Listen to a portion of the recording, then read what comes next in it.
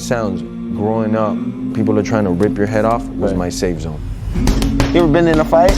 Well, the baddest mother is the baddest mother. One of the greatest knockouts you'll ever see! There's some bad mother out there, you don't want to wake them up.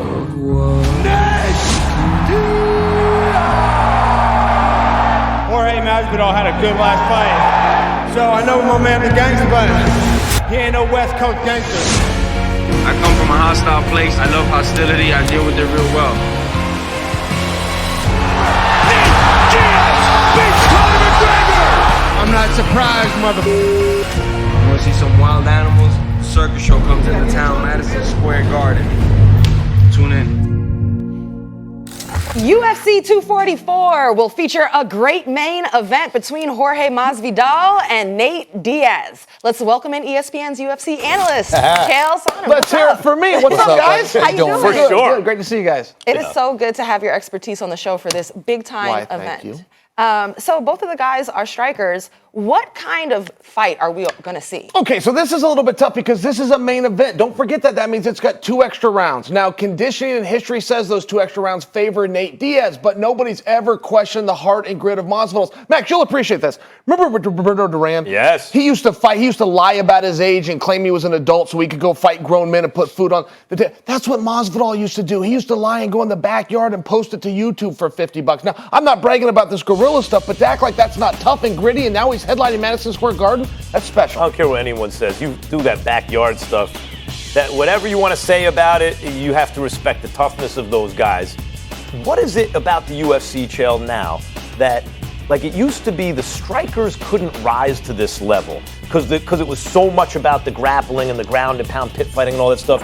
But now it seems like some of the biggest stars are strikers. Is that because they're avoiding the grapplers, or is there something in the UFC now that's lending itself to strikers rising to this level? So, Max, I think it's just the sport of mixed martial arts. It used to be you were mixing martial arts, the karate versus the judo, something along these lines. It's now a sport. These guys that are doing it didn't go through the collegiate ranks like I did and then start to learn how to use their hands and feet. They started at 9 and 10 years old. Their fathers were bringing them to mixed martial arts gym. It's anybody's ball game now. I love the point that the strikers are doing well. First of all, I'll be there tomorrow night. Secondly, and more importantly, Masvidal, I love this guy because of what he said on First Take a couple of days ago that he was here. He talked about what people want to see. He talked about the striking. Because let me tell you something right now. As much as you can appreciate mixed martial arts, when you go to watch a fight in the octagon and 2 guys are grappling and wrestling and stuff like that, even though I know that's one of your specialties, that is not, when people are seeing that, the mainstream, when I talk about the avid followers, the mainstream folks want to see that striking. They want to see somebody get knocked out. They want to see punches thrown more so than they want to see anything else. This fight, Masvidal seems committed to doing just that. Do you expect the same from Nate Diaz? Yeah, I think that it's really a two-way street. I mean, here's the problem that Nate Diaz does have, in fairness, is he's a little bit of a slow starter, Steve. He'll take your punches and kicks. He'll almost give a round or 2 away. Well, you only have so many of those rounds. That's never a really good strategy. And I do agree that the striking, even as a grappler, striking's almost dumbing it down on some of those where everybody can get it. And I don't want to have to think. I don't want to have to be sophisticated when I'm watching a sport. I want the simpler approach. Nothing wrong with that. You know, to continue on Nate, I heard that you trained with him. So, yes. I mean, what was that process like with him? What kind of ethic does he have? Okay, one time ever, I will go out to Stockton and train with Nate. And every gym is different. Some guys, when they're sparring, they kind of move around a little bit. And some guys will... I go to spar with Nate. Within 2 minutes, I'm now fighting Nate Diaz. And when the whole thing ends, it reminded me of that Dave Chappelle show when he played Prince, and then Prince could ball and made him pancakes. He made you pancakes? He took me next door and bought me fish tacos. Acted like the fight never happened. Right. But, you know, we talk about tough guys. And in boxing this year, there have been a spate of ring fatalities. Because in boxing, when you have an advantage, the guy gets concussed, he has 8 seconds, sometimes 10 seconds, to clear his head and then keep fighting and take a pounding. In MMA, it's different. There's no shame in tapping out, in quitting, so to speak. That's okay. And yet we also have seen guys like, I think it was Renzo Gracie, his arm snapped in half and still wouldn't tap out. how much does toughness factor in and the willingness to not succumb in this fight because it's two tough guys? How much does that factor into who's going to win the fight? Max, I largely think that's what we're coming to find. Just who is the tougher guy? I mean, Dana White has basically said that even with the 3 letters he put on this title, but this is basically a tough guy contest. Both of these guys can take a shot.